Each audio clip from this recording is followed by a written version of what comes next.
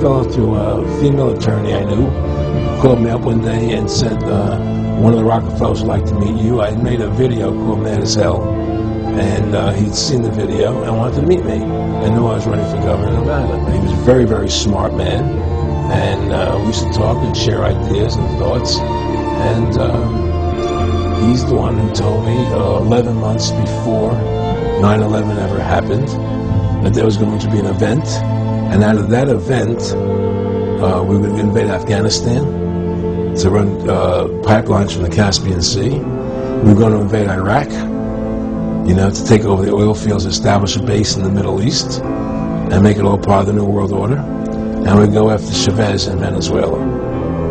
And sure enough, later 9/11 happened.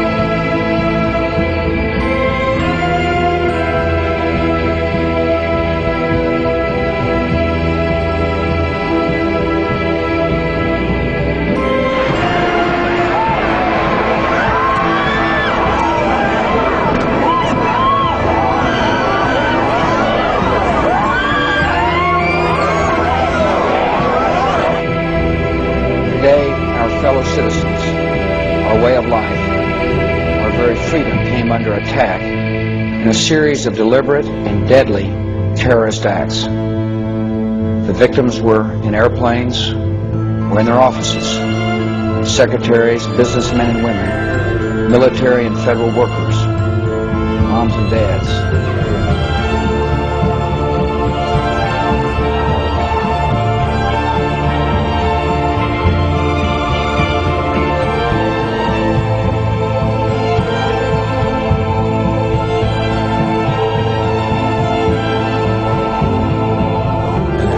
Telling me how you're gonna see soldiers looking in caves and people in Afghanistan and Pakistan and all these places, and there's gonna be this war on terror, of which there's no real enemy, and the whole thing is a giant hoax, but it's a way for the government to take over the American people. He told you it was going to be a hoax. Oh yeah, there's no question.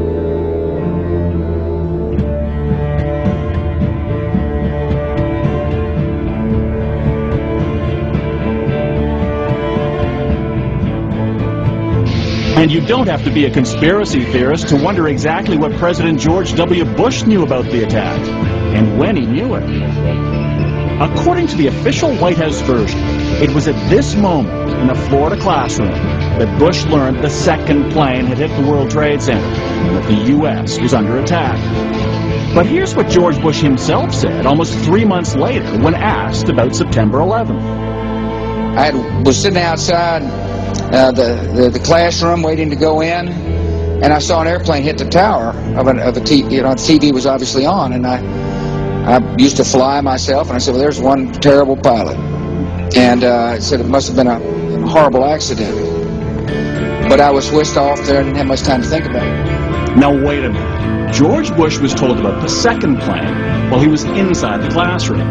So you just heard him describe seeing the first plane crash on television that day. But that's impossible. No one saw the first plane crash on TV on September the 11th because the videotape of it didn't surface until the next day.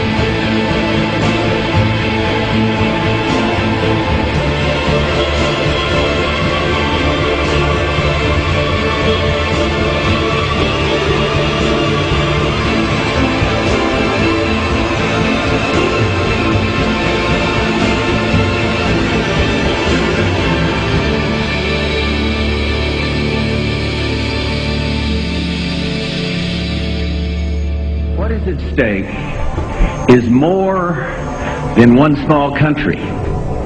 It is a big idea, a new world order.